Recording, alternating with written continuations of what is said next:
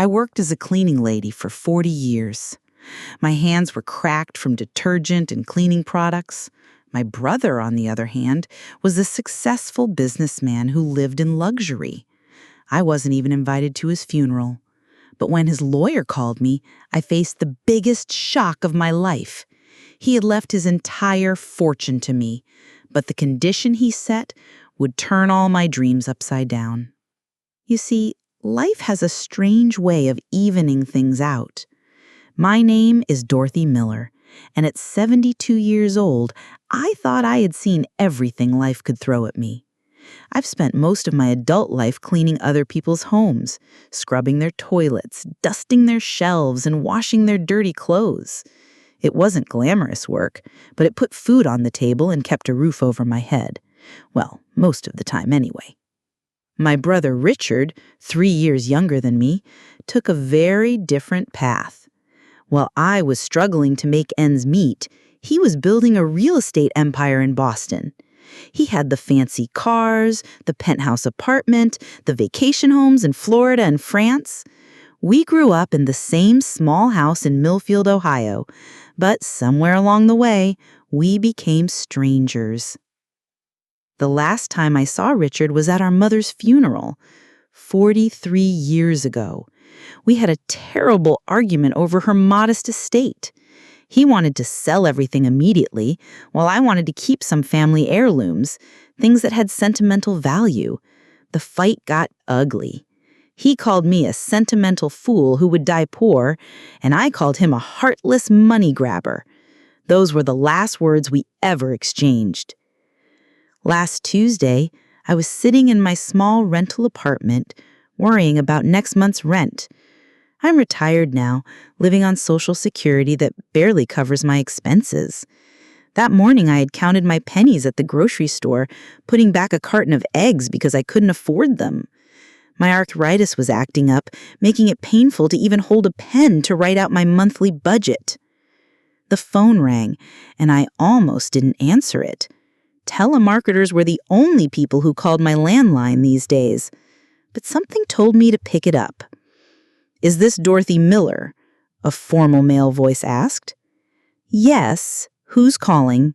I replied, expecting to hear about an extended car warranty or a timeshare opportunity. "My name is Martin Goldstein. I'm an attorney with Goldstein, Wright & Partners. I'm calling regarding the estate of Richard Miller." My heart skipped a beat. Richard? Has something happened to him? There was a pause on the line. "I'm sorry to inform you that your brother passed away 2 weeks ago. Heart attack. It was very sudden." I sat down heavily on my worn sofa, emotions swirling through me. Grief, regret, and oddly a hollow feeling of missed opportunities. 43 years of silence, and now it was permanent. "Ms. Miller," the lawyer continued, "I'm calling because you are the sole beneficiary of your brother's estate." I nearly dropped the phone. "That can't be right," I said. "We haven't spoken in over 40 years." Nevertheless, Mr. Miller's will is very clear. His entire estate, valued at approximately $17.3 million after taxes, has been left to you. The room started spinning. $17 million? It was more money than I could even imagine. No more counting pennies at the grocery store. No more choosing between medicine and heat in the winter. But then the other shoe dropped. "However," Mr. Goldstein said, his voice taking on a careful tone, "there is a condition attached to the inheritance." And just like that, I knew that even from beyond the grave, my brother was playing one final game with me. What could he possibly want from me now that would make up for a lifetime of silence? Suddenly, a piece of the puzzle clicked into place, and I began to wonder if there was more to my brother's strange condition than I had initially thought. "A condition?" I repeated, my voice barely a whisper. "What kind of condition?" Mr. Goldstein cleared his throat. Your brother stipulated that to receive the inheritance, you must use a portion of the money to purchase his company's headquarters building in downtown Boston and personally evict all the current tenants within 90 days. I felt like I had been slapped. Evict people? But why would he want me to do that? Mr. Miller didn't provide his reasoning, Miss Miller. He only specified the condition. After the call ended, I sat in my tiny apartment, staring at the water stain on my ceiling. $17 million. It could change everything for me. No more worrying about bills, no more cheap food, no more putting off doctor visits because of copays. I could live comfortably for the rest of my life and still have plenty to leave to charity. But to get it, I would have to evict people from their businesses and livelihoods. The very thought made me sick to my stomach. All my life, I had been the one struggling to get by, the one who knew what it meant to live paycheck to paycheck. How could I possibly do that to others? 3 days later, I was on a bus to Boston. I couldn't afford a plane ticket. Not yet, anyway. The journey took nearly 18 hours, with multiple transfers and uncomfortable seats that made my arthritis scream and protest. But I needed to see this building for myself. I needed to understand what my brother was asking me to do. Boston was nothing like I remembered from my one visit decades ago. It was bigger, louder, more imposing. I found a cheap motel on the outskirts of the city and took the subway downtown the next morning. Richard's building was a gleaming 12-story structure of glass and steel, standing proudly among the other skyscrapers. Miller Enterprises was emblazoned across the top in bold letters. I stood across the street, feeling small and out of place in my worn coat and sensible shoes. People in expensive suits rushed past me, all with important places to be. I watched them entering and exiting my brother's building, completely unaware that their professional lives hung in the balance because of an old woman they had never met. "Can I help you, ma'am?" a security guard asked as I finally worked up the courage to approach the entrance. "I'm just looking," I said, backing away. That night in my motel room, I called Mr. Goldstein. "I need to know more about the tenants, about why Richard wanted them evicted." "I'm afraid Mr. Miller didn't share that information with me, Miss Miller. He only specified the condition." I stood in my motel and thought about the 200 people and what my brother wanted me to do. I couldn't understand why he would want me to evict all these businesses. The next morning, after a restless night, I returned to the building. When I was about to leave, the name of a company caught my eye and made my blood run cold: Parkman and Associates. The company that had evicted me from my apartment 15 years ago when I couldn't make rent after getting sick. The company that had thrown my belongings into the street in garbage bags while I was still in the hospital recovering from pneumonia. I couldn't stop thinking about Parkman and Associates being in Richard's building. Was it just a coincidence? Or did my brother know something I didn't? As I rode the elevator to the 8th floor, where their offices were located, my heart pounded in my chest. The reception area was sleek and modern, with black leather sofas and abstract art on the walls. A young woman with perfectly styled hair looked up from her computer. "Can I help you?" she asked, her eyes quickly assessing my worn clothing and practical shoes. "I'd like to speak with whoever's in charge," I said, trying to keep my voice steady. "Do you have an appointment?" Her tone suggested she already knew the answer. "No, but it's important. It's about the building." She raised an eyebrow but picked up her phone. After a brief conversation, she pointed me toward a hallway. "Mr. Parkman will see you. Last door on the right." James Parkman hadn't changed much in 15 years. Still the same cold eyes, the same thin lips that barely moved when he spoke. He didn't recognize me, of course. I was just one of countless people his company had thrown out onto the street over the years.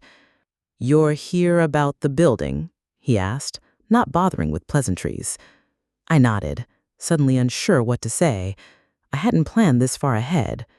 "We've heard rumors it might be sold. Is that why you're here? Are you with a real estate company?" The skepticism in his voice was clear. "Not exactly," I said. "I recently inherited the building." That got his attention. His eyes narrowed as he leaned forward. "You inherited Miller Enterprises? From Richard Miller?" "He was my brother." Parkman laughed, a short, dismissive sound. "Richard Miller didn't have a sister. Certainly not one who looks like—" He gestured vaguely at my appearance. The insult stung, but I held my ground. "Nevertheless, I am Dorothy Miller, and according to his will, this building now belongs to me." Parkman's face hardened. "I don't know what kind of scam you're trying to pull, lady, but you should leave before I call security." I pulled out the letter Mr. Goldstein had given me and placed it on his desk.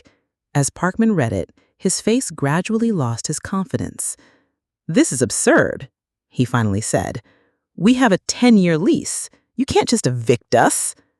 "Actually, I can," I replied, surprising myself with my calmness. "Mr. Goldstein has informed me that all leases in this building include a 30-day termination clause at the owner's discretion, and I'm exercising that clause." Parkman's face turned an alarming shade of red. "Do you have any idea who I am? Who I know in this city? I'll fight this with every legal resource at my disposal." As he ranted, I noticed a framed photo on his desk. It showed a younger Parkman shaking hands with my brother, both men smiling broadly at the camera. "You knew Richard well?" I asked, interrupting his tirade. The question seemed to throw him off balance. "Of course. We were business associates for 20 years, friends even." Something clicked in my mind. "When did you last speak to him?" Parkman hesitated. "A few weeks before he died. We had dinner at his club." "And did he mention anything about his will? About his plans for this building?" "No," he said too quickly. "Nothing at all." But I could see it in his eyes. He was lying. And suddenly, I had the feeling that there was much more to my brother's strange inheritance condition than I had initially thought. What game had Richard been playing? And more importantly, what role had James Parkman played in it? As I left his office, Parkman called after me. "You'll regret this, Miss Miller. I promise you that." Walking back to my motel, I couldn't shake the feeling that I had stumbled into something much bigger than a simple inheritance. The condition my brother had set wasn't just a cruel test. It was a message. But what was he trying to tell me? That night, I couldn't sleep. My mind kept replaying the meeting with Parkman, searching for clues I might have missed. By morning, I had made a decision. I would need to understand why Richard wanted these specific tenants evicted before I could decide whether to go through with it. I spent the next few days visiting each company in the building, not identifying myself as the new owner, just asking questions and observing. Most seemed like ordinary businesses: a graphic design firm filled with young people in casual clothes, a law office specializing in environmental cases, an accounting firm busy preparing for tax season. But as I dug deeper, patterns emerged. 3 of the companies, including Parkman and Associates, had been involved in a series of property developments that had displaced low-income residents across Boston. Another 2 were investment firms that had backed these projects. It couldn't be coincidence. On my 5th day in Boston, I received a text message from an unknown number. "Corner of Newbury and Arlington, 3 p.m. Come alone if you want the truth about Richard." My first instinct was to ignore it, obviously a scam or something dangerous, but curiosity won out. I found myself sitting on a bench at the specified location at 2:55 p.m., nervously watching passersby. At exactly 3, A woman in her 50s sat down beside me. She was elegantly dressed in a way that spoke of money, but not ostentation.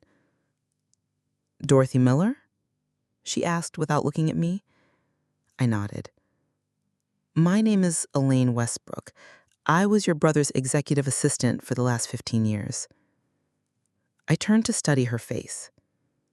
"You knew Richard well, then?" "Better than most," she said, "including his intentions for you in that building." My heart raced. "You know about the condition in his will?" Elaine nodded. "Richard changed in his final years. The ruthless businessman began to regret many of his decisions, particularly those involving Parkman and his associates." She explained that my brother had discovered Parkman's company was illegally evicting vulnerable tenants from properties they wanted to develop. Seniors, immigrants, people with disabilities, people like me. "Your eviction wasn't the only one," Elaine said. "There were dozens. All people who couldn't fight back, who didn't have resources. Parkman would find technicalities, create false claims of violations, even fabricate documents." "And Richard knew about this?" I asked, feeling sick. "Not at first. Richard was focused on profits, not methods. But about 2 years ago, he discovered what was happening.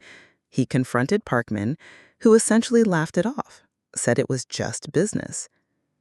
"So the condition in the will is Richard's way of giving you the power to deliver justice.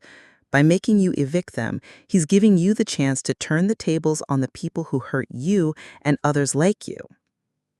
I sat in silence, processing this information. My brother, whom I had thought heartless for decades, had created an elaborate plan to right a wrong done to me, a wrong I hadn't even known he was aware of. "There's more," Elaine said, handing me a USB drive. "This contains documentation of all Parkman's illegal activities, gathered by private investigators Richard hired. Email correspondence, falsified documents, everything you need." "Why didn't Richard just turn this over to authorities?" Elaine smiled sadly. "He tried, but Parkman has friends in high places. The complaints were buried. That's when Richard came up with this plan.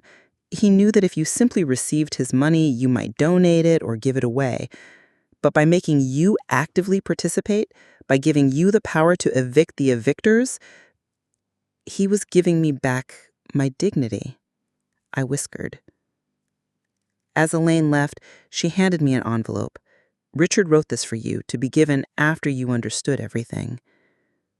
Back in my motel room, I opened the letter with trembling hands.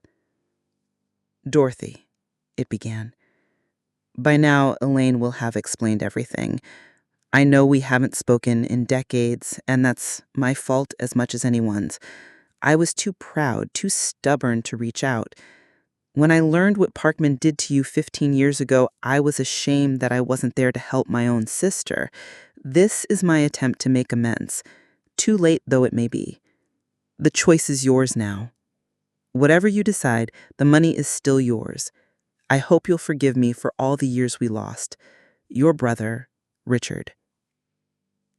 Tears streamed down my face as 43 years of anger and resentment began to crumble. My brother had given me more than money. He had given me a chance to fight back against those who had wronged me and countless others. The next morning, I walked into Boston National Bank, dressed in the same worn clothes I had been wearing all week. The young banker assigned to help me couldn't hide his skepticism when I asked to open an account. "And how much will you be depositing today?" he asked with barely concealed condescension. $17,300,000, I replied calmly, minus whatever the minimum opening deposit is. His jaw literally dropped. I'll remember that moment for the rest of my life. Within hours, Mr. Goldstein had transferred the first portion of my inheritance, enough to purchase the building outright, as Richard had stipulated. The banker who had dismissed me was now calling me Miss Miller and offering me coffee. My next stop was a high-end clothing store, where I purchased a tailored suit that cost more than 3 months of my previous rent. The saleswoman who initially ignored me became attentive the moment my new bank card was approved. Amazing how money changes people's perception.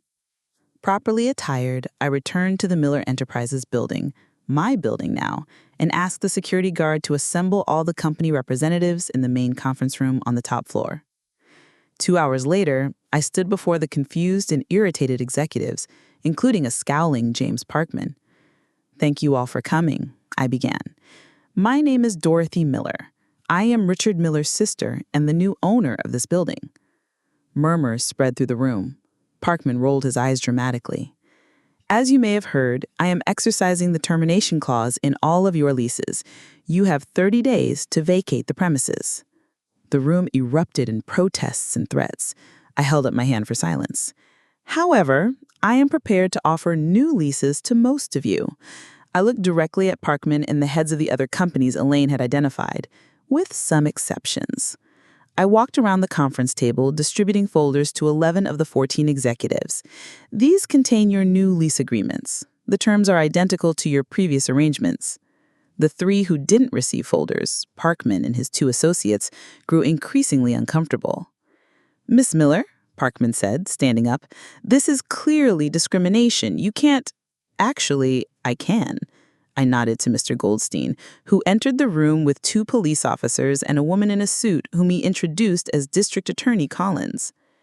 "Mr. Parkman, these officers have a warrant for your arrest," the DA announced.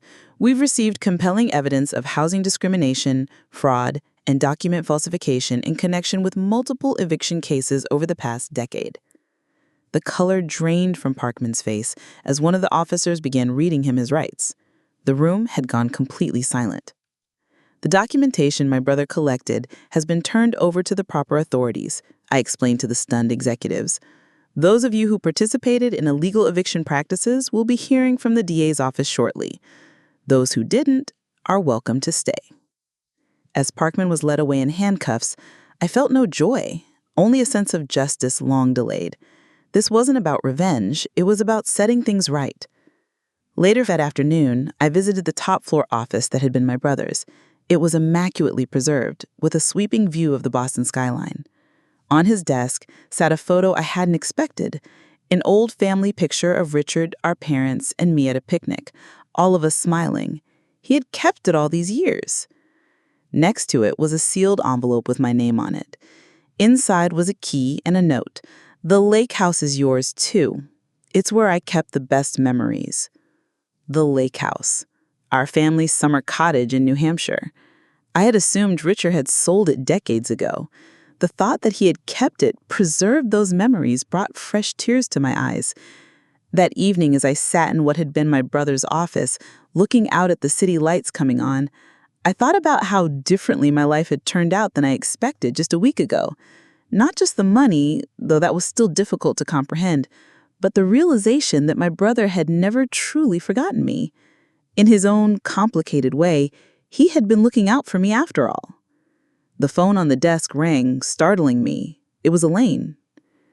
"There's something else you should know," she said without preamble. "Richard didn't just want you to evict Parkman and his cronies. He wanted you to take over." "Take over what?" I asked, confused. "The company, Miller Enterprises. It's part of your inheritance, too. He left instructions, a whole transition plan. He wanted you to use the company to help people like yourself, to create affordable housing where Parkman had destroyed it." I sat in stunned silence. My brother hadn't just given me the means for justice, he had given me purpose. For someone who had spent 40 years cleaning other people's homes, the idea of running a multi-million-dollar real estate company was beyond overwhelming, but Richard had thought of that too.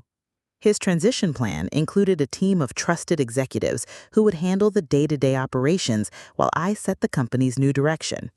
"Your brother believed you had something none of his MBA-educated executives possessed," Elaine told me over coffee the next morning. "Empathy, an understanding of what it truly means to struggle." I laughed incredulously. "He thought being poor was a qualification for running his company?" "He thought understanding humanity was," she replied seriously. "Richard made his fortune building luxury developments that pushed out longtime residents. In his final years, that legacy haunted him." Over the next few weeks, I immersed myself in learning about Richard's company. I moved into a modest hotel suite, still unable to wrap my head around the idea of buying a home or apartment that would befit my new financial status. Some habits of frugality are hard to break. The executives Richard had selected to help me were initially skeptical of this elderly woman with no business experience who had suddenly become their boss. But as I asked questions and listened intently to their answers, their doubt gradually transformed into cautious respect. Richard wanted to pivot the company toward mixed income developments and affordable housing initiatives, explained Marcus Chin, the company's CFO. But he met resistance from the board and from partners like Parkman. What about now, with Parkman gone and me in charge? Marcus smiled. Now, it's entirely possible. Challenging, but possible.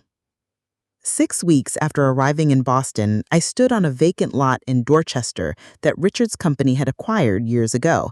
The original plan had been to build luxury condominiums, but construction had never begun. The surrounding neighborhood was working class, with many families who had lived there for generations now struggling with rising rents. This could be our first project, I told Marcus and the small team accompanying me. Affordable units for seniors and families with some market-rate apartments mixed in.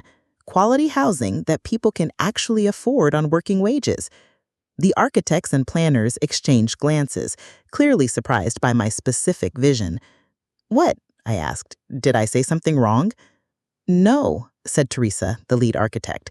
"It's just, those were almost exactly Richard's words when he visited this site last year. He had started sketching out that exact concept." That night, I finally worked up the courage to visit the lake house. It was a 2-hour drive from Boston, the last 20 minutes on winding roads through pine forests. When I turned onto the final gravel path, my headlights illuminated a charming cabin perched on the edge of a small lake, moonlight reflecting off the still water. I expected it to be dusty and neglected, but when I unlocked the door, I found the cabin clean and well-maintained. Fresh flowers sat in a vase on the kitchen table, along with another note from Richard, dated just a month before his death. "I come here often to remember simpler times. The summers we spent here as children were the happiest of my life. I've kept everything as it was." And he had. The same faded curtains hung in the windows, the collection of stones and pine cones we had gathered as children still sat on the mantelpiece. Even the old board games were stacked in the same cabinet, though they looked suspiciously well preserved for being over 60 years old. I walked slowly through the rooms, memories flooding back with each step. Richard and I playing checkers on the porch, Dad teaching us to fish off the small dock, Mom reading to us by the fireplace on rainy days.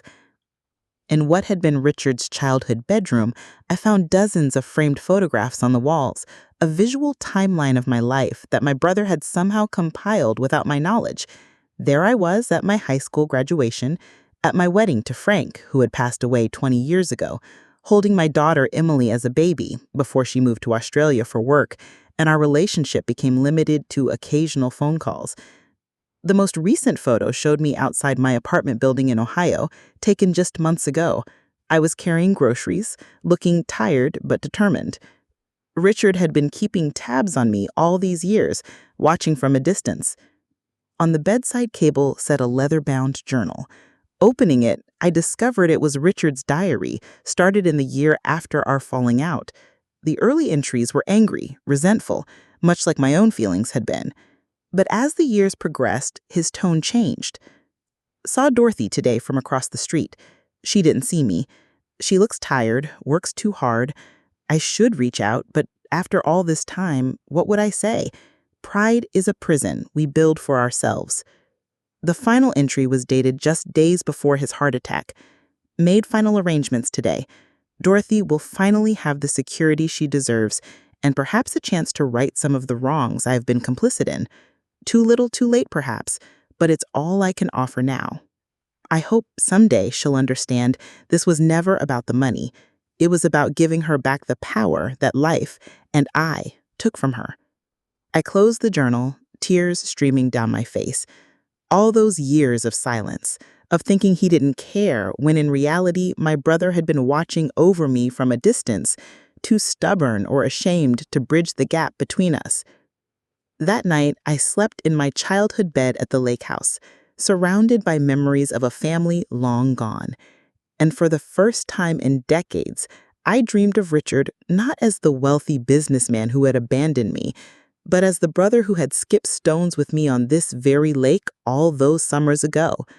In the morning, I knew exactly what I needed to do next. My first official act as CEO of Miller Enterprises was to establish the Richard and Dorothy Miller Foundation for Affordable Housing, endowed with $5 million from my inheritance.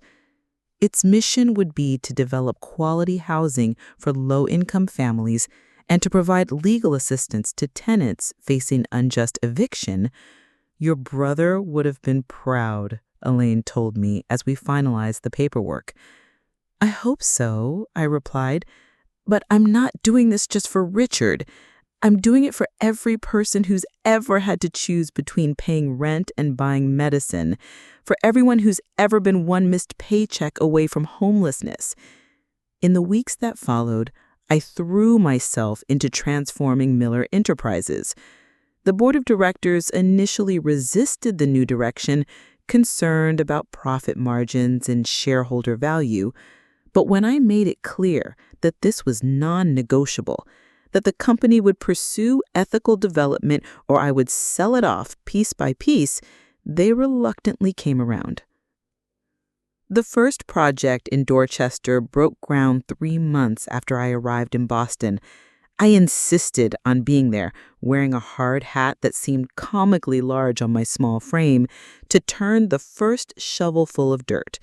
Local news covered the event, fascinated by the story of the former cleaning lady who had inherited a real estate empire and was using it to fight gentrification. Miss Miller, is it true you were once evicted by James Parkman, who was now facing criminal charges? A reporter asked. Yes, I answered honestly. I know firsthand what it means to lose your home. That experience informs everything we're doing here. The publicity brought unexpected attention. Former tenants of Parkman and Associates began reaching out, sharing stories of illegal evictions and harassment. With the foundation's help, many filed lawsuits seeking compensation. Others simply wanted their stories heard. I listened to each one, recognizing in their experiences echoes of my own struggles. An elderly woman who had been forced out of her apartment of 30 years when the building was converted to luxury condos. A young family evicted after complaining about dangerous living conditions. A disabled veteran who couldn't access his third-floor apartment after the elevator was deliberately left unrepaired. Their stories strengthened my resolve to use Richard's legacy to create real change. But not everyone was happy with the new direction. 6 months after taking over Miller Enterprises, I received a call from Marcus, the CFO. "We've got trouble," he said without preamble. "A group of investors is attempting a hostile takeover. They're approaching shareholders, offering to buy their stakes at a premium." Who's behind it? A consortium led by Victor Harrington.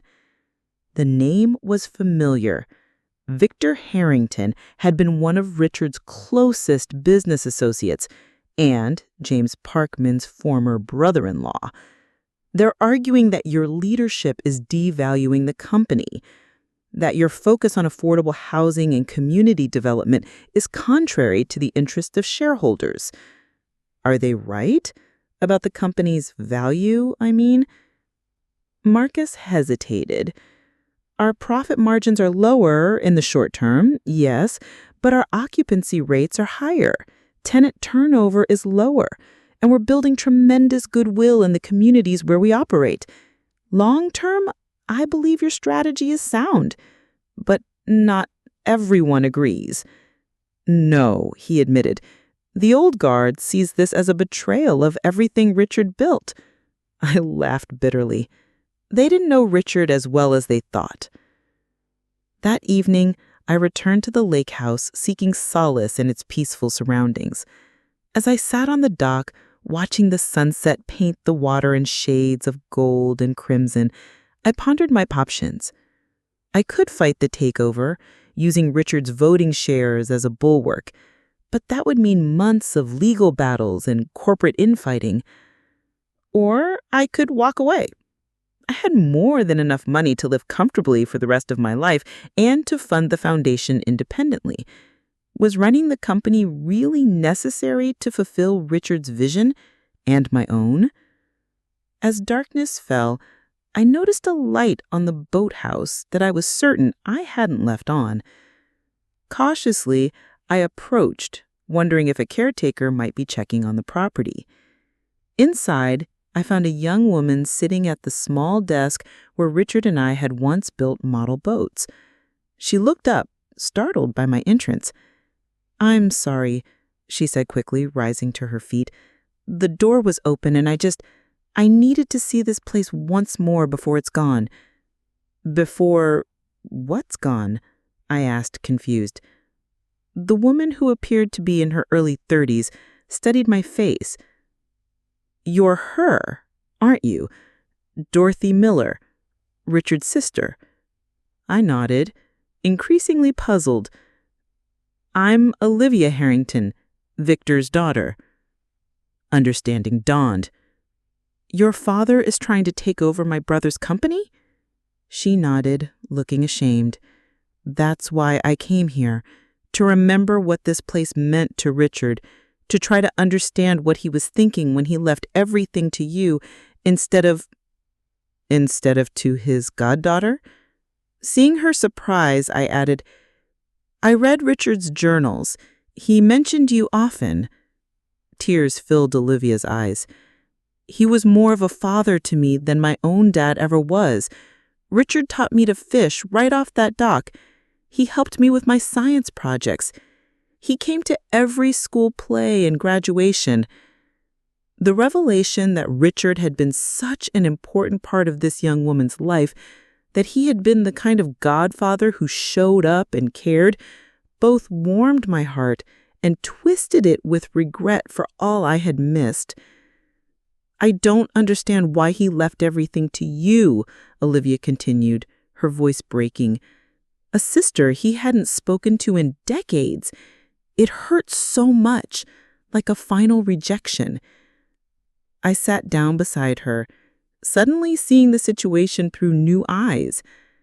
"I think I understand now," I said softly. "Richard wasn't rejecting you, Olivia. He was protecting you." "Protecting me from what?" "From becoming the person your father wanted you to be. From being forced to choose between family loyalty and doing what's right." Olivia stared at me, confusion giving way to dawning comprehension. "The Dorchester Project," she whispered. "Dad was furious when Richard proposed it. He said affordable housing was a waste of valuable land. And if Richard had left the company to you, Dad would have pressured me to abandon Richard's plans. He would have used his influence as my father to shape the company according to his vision, not Richard's." "Exactly," I said. "By leaving everything to me, a stranger to that world, with no connections or obligations to anyone in it, Richard ensured his final wishes would be carried out." Olivia wiped away her tears. "So what happens now? Dad's determined to take control of the company." I thought for a moment, an idea taking shape. What if there was another option, one that honors Richard's legacy while recognizing your place in his life? By the time the sun rose over the lake the next morning, Olivia and I had formulated a plan, one that would surprise Victor Harrington and everyone else who thought they knew what Richard Miller had intended for his legacy. 2 days later, I called an emergency meeting of the Miller Enterprises Board of Directors. The elegant conference room was tense with anticipation as I entered, followed by Olivia Harrington.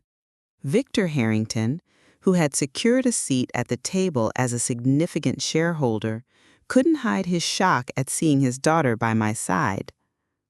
"Thank you all for coming on such short notice," I began. "I understand there are concerns about the direction of this company under my leadership. Today, I want to address those concerns directly. Victor Harrington, a silver-haired man with cold eyes so unlike his daughter's, leaned forward. "Miss Miller, with all due respect, this company has lost nearly 15% of its market value since you took control. The shareholders deserve better." I nodded calmly.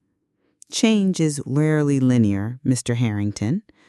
But before we discuss the company's future, I'd like to introduce someone who has a unique perspective on Richard's vision.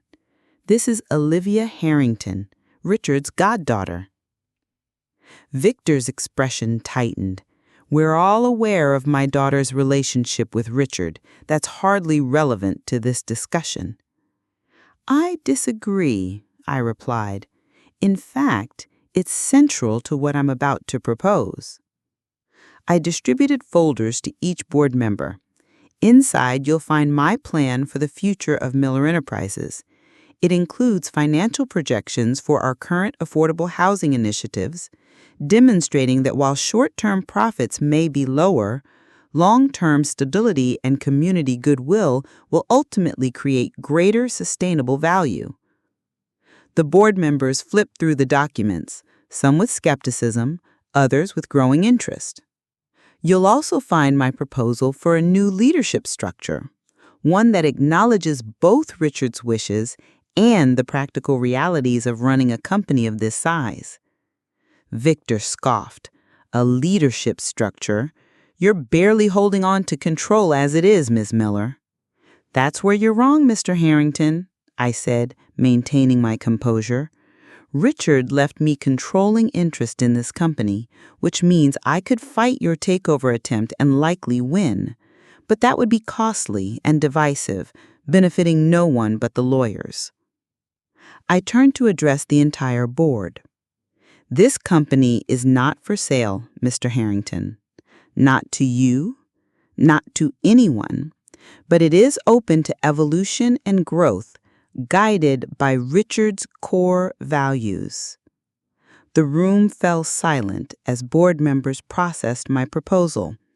Even Victor Harrington seemed momentarily at a loss for words. Finally, Marcus spoke up. "Speaking as CFO, or COO, apparently, these projections are solid. The Dorchester project is already generating positive press and goodwill. Our partners are expressing increased interest in similar collaborations, and our retention rates among existing tenants are at an all-time high." One by one, other board members voiced cautious support. They had questions and concerns, certainly, but the tide was turning. Victor Harrington stood abruptly. "This meeting is a farce. You've orchestrated this whole thing to undermine my bid for control, and you've turned my own daughter against me in the process." Olivia faced her father. "Dad, no one turned me against you, but Richard was right about one thing. There are more important things than maximizing profit at any cost. He understood that in his final years, and I think you can too, if you try." Victor looked at his daughter for a long moment, then stormed out of the room without another word. The meeting continued for another hour with detailed discussions of financials and strategic planning. By the time it concluded, the board had tentatively approved my leadership restructuring plan, pending a formal vote at the next quarterly meeting. As people filed out, Elaine approached me. "Richard would be impressed," she said quietly. "You found a way to protect his legacy while building bridges instead of walls." I had a good teacher, even if he waited until after he was gone to deliver the lesson. Later that evening, Olivia and I had dinner at a small restaurant near the harbor.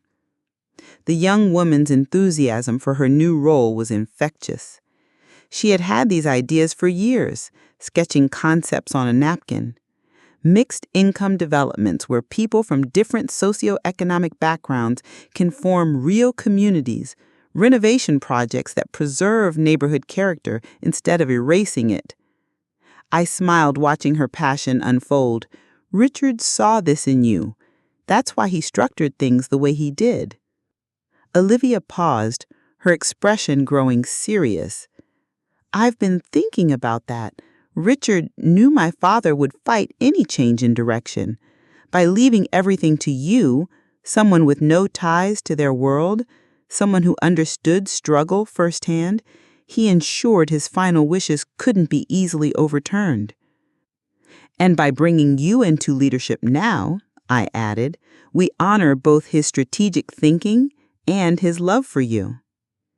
As we walked back to my hotel afterward, Olivia asked the question I'd been expecting. "Why did you and Richard stop speaking? If you don't mind me asking." I sighed. The old pain duller now, but still present. Pride, stubbornness, a disagreement over my mother's estate that grew out of proportion. We both said things we couldn't take back. And then decades passed and the silence became its own wall, too high to climb. "But he never forgot you," Olivia said. "He kept photos of you in his office, not displayed but in his desk drawer. I saw him looking at them sometimes." The revelation brought fresh tears to my eyes. All those years thinking I had been erased from my brother's life, when in reality, he had kept me close in his own private way. "Don't make our mistake, Olivia," I told her. "Talk to your father. The gap between you doesn't have to become a lifetime of regret." She nodded thoughtfully. "I'll try, but he's so stubborn." "Must run in the family," I said with a small smile. "Richard was stubborn. I'm stubborn. Your father's stubborn. But life's too short for silence, Olivia. That's the most important lesson in all of this." As we parted ways afterward, I found myself thinking about my small apartment back in Ohio, now sitting empty. I had been in Boston for months, living out of suitcases in hotel rooms. Perhaps it was time to consider making this change permanent, to truly accept the new life Richard had made possible for me. That night, I called my daughter in Australia. We hadn't spoken in almost 6 months, our relationship strained by distance and diverging lives. "Mom?" Emily sounded surprised. "Is everything okay?" "Everything's fine," I assured her. "Better than fine, actually. I have quite a story to tell you about your Uncle Richard."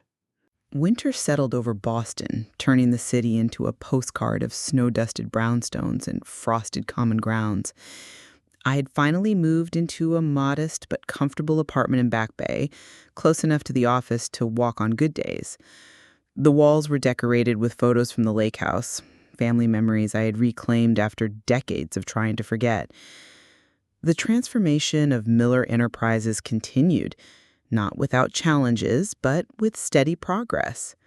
Olivia proved to be an exceptional leader, combining Richard's business acumen with a genuine passion for community development.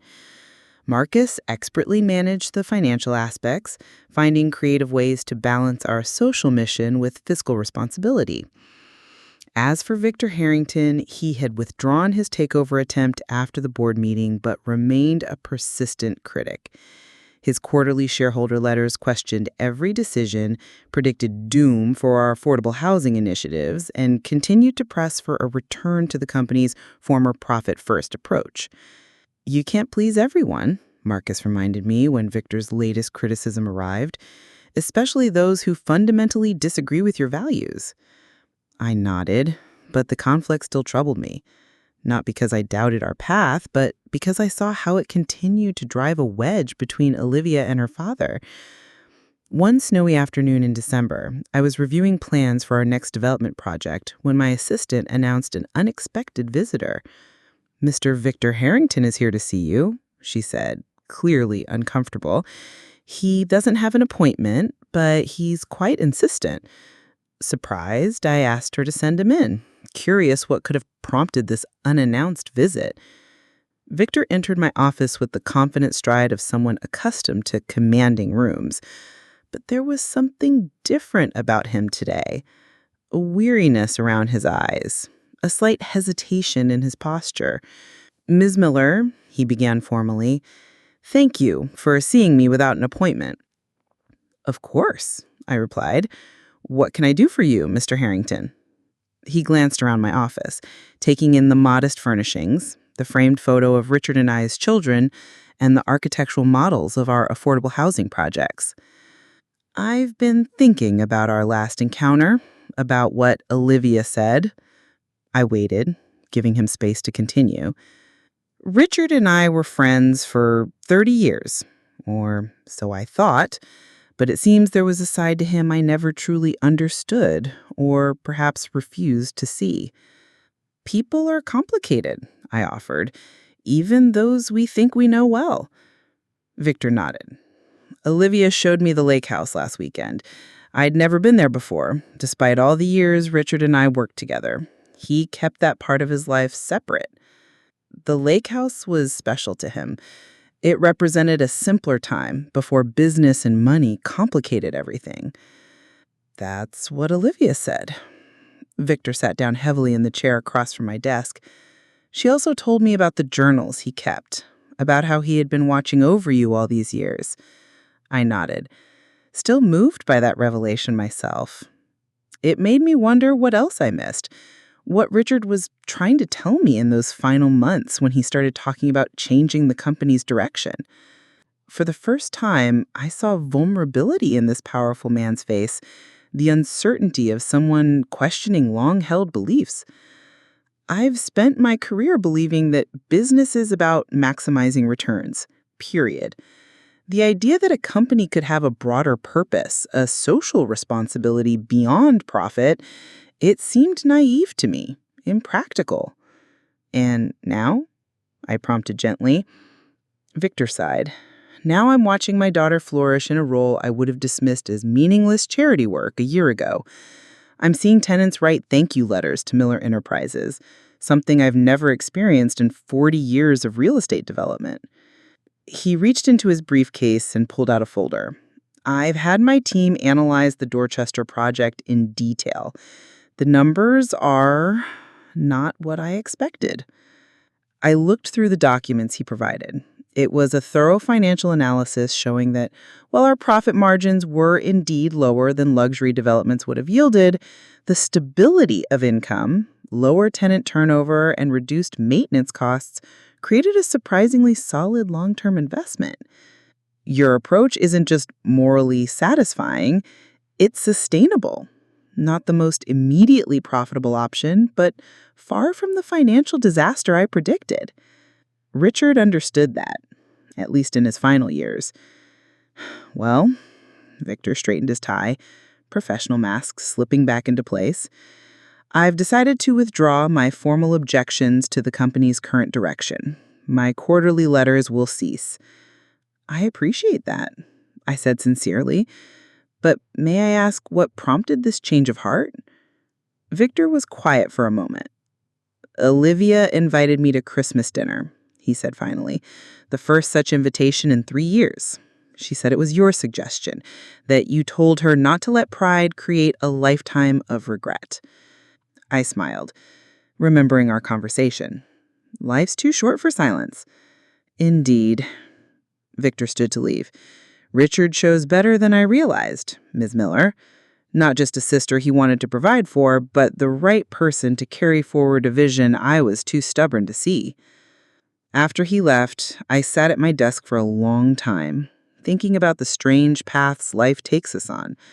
A year ago, I was counting pennies for groceries, convinced my brother had forgotten me entirely. Now I was running his company, continuing a legacy neither of us could have imagined. That evening, I visited the Dorchester development site. Construction was underway, the framework of what would become homes for dozens of families already taking shape against the winter sky. A temporary fence surrounded the property, covered with a large rendering of the finished project and our new company slogan, "Building communities, not just buildings." As I stood there in the fading light, a woman approached, bundled against the cold. She studied the rendering with obvious interest. "Excuse me, do you know when they'll start accepting applications for apartments here? This spring. The first unit should be ready by June. She nodded eagerly. I've been following this project since it was announced. My family's been priced out of 3 apartments in the last 5 years.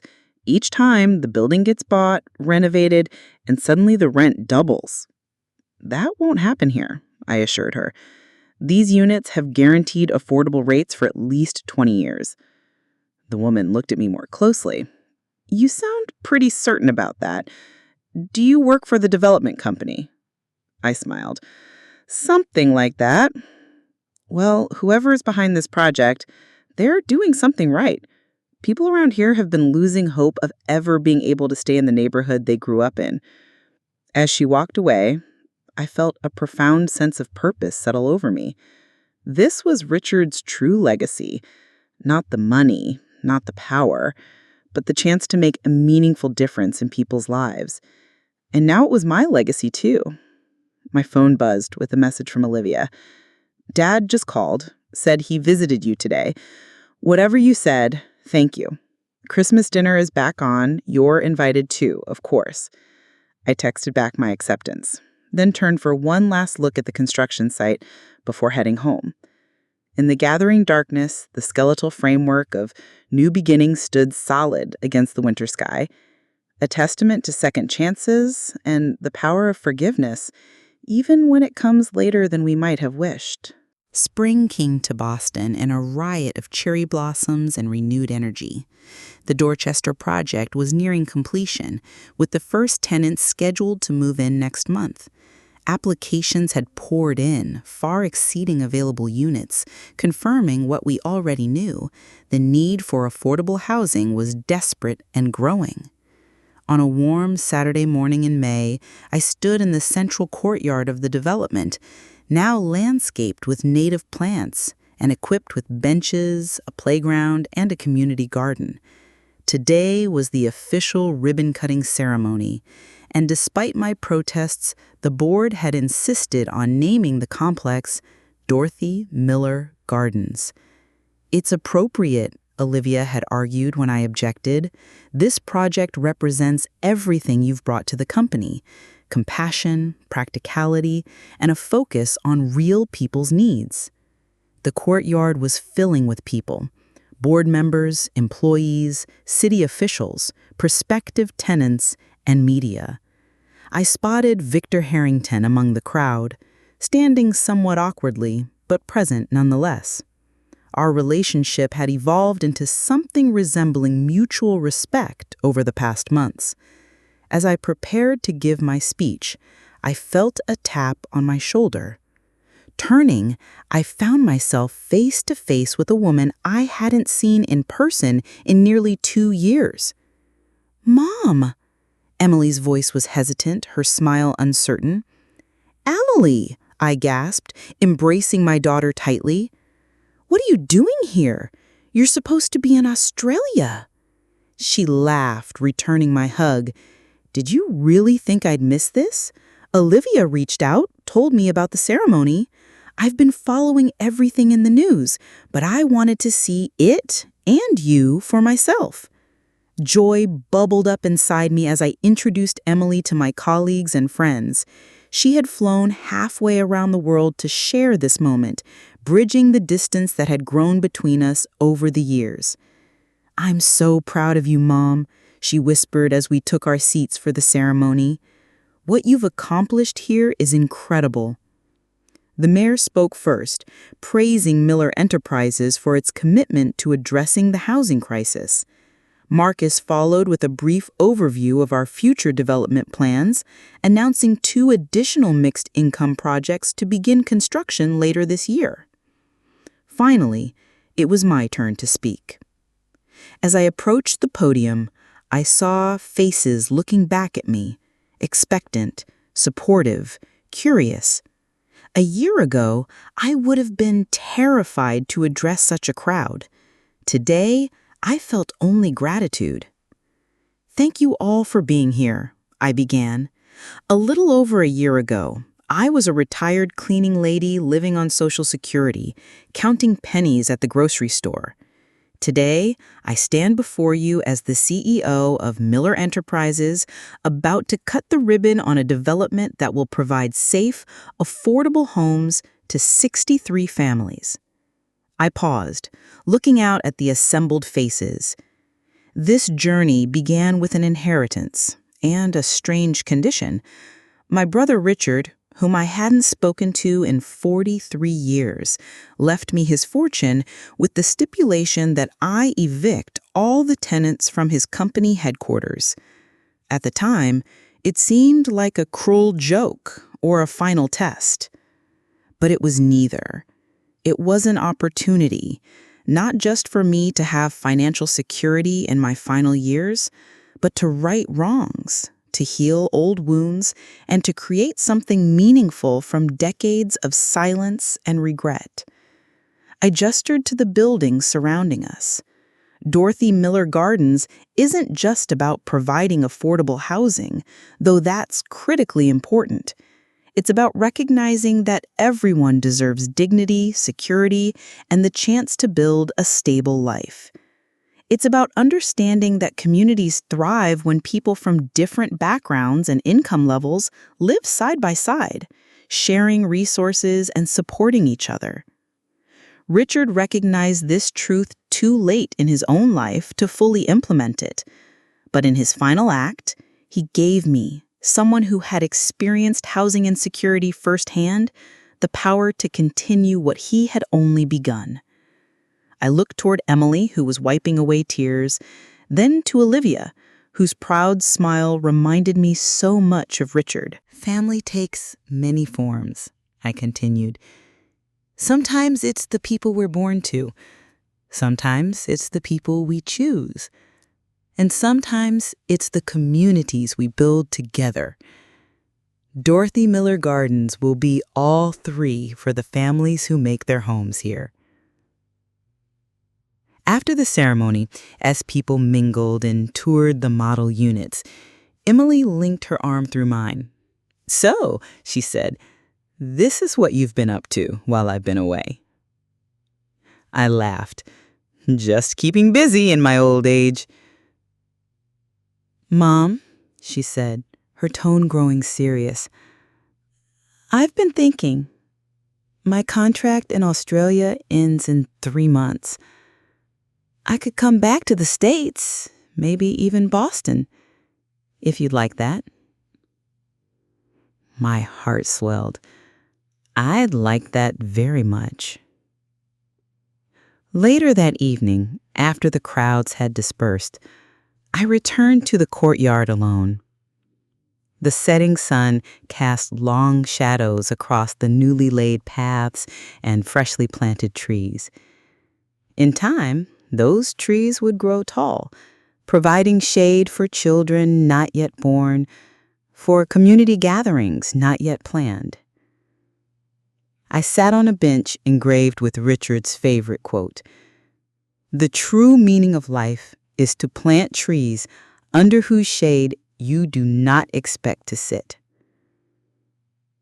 My brother had planted this tree, this opportunity, knowing he would never see it bloom, but he had given me the chance to nurture it, to watch it grow, to sit beneath its spreading branches. As darkness fell, I thought about the strange, winding path that had brought me here, the decades of struggle, the years of silence, the sudden inheritance with its peculiar condition. What had seemed like a final cruel joke from my estranged brother had turned out to be the greatest gift imaginable. Not just financial security, but purpose, connection, and the chance to make a meaningful difference. The next morning, I woke early and drove to the lake house. It was becoming my weekend retreat, a place to recharge away from the demands of running a company. But today's visit had a specific purpose. I carried a small urn down to the dock where Richard and I had spent so many childhood hours fishing, skipping stones, and dreaming of the future. Following his written instructions, I opened the urn and scattered his ashes across the water he had loved so much.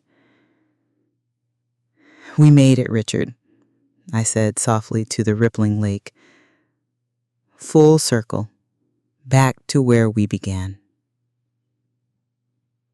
As I turned to leave, I noticed a family of ducks gliding across the water, the morning sun turning the ripples to gold around them. It was, I thought, a perfect metaphor for life itself. The constant movement, the golden moments, the ripples that spread outward from every action, touching shores we might never see. My phone buzzed with a text from Olivia. "First tenant moves in tomorrow. Mrs. Garcia and her 3 kids. Want to be there to welcome them?" I smiled, typing back my reply. Wouldn't miss it for the world. The inheritance that once seemed like a burden, a test, or even a joke had become my life's most unexpected chapter. At 72, when most people were settling into the routine of retirement, I had been given not just wealth, but purpose, the chance to create ripples that would spread far beyond my own lifetime. And that, I realized, was Richard's true legacy. Not the money, not the buildings, but the opportunity to transform pain into purpose, regret into renewal, and an ending into a new beginning. As I drove back toward Boston, toward the future we were building, I felt a peace I had never expected to find. The forced eviction that had initially seemed so cruel had led to a greater justice, homes for those who needed them most, purpose for a woman who thought her useful years were behind her, and healing for wounds too long left to fester. Sometimes, I thought, the most valuable inheritance isn't what's written in a will. It's the chance to write a new ending to an old story, and to ensure that ending becomes someone else's hopeful beginning.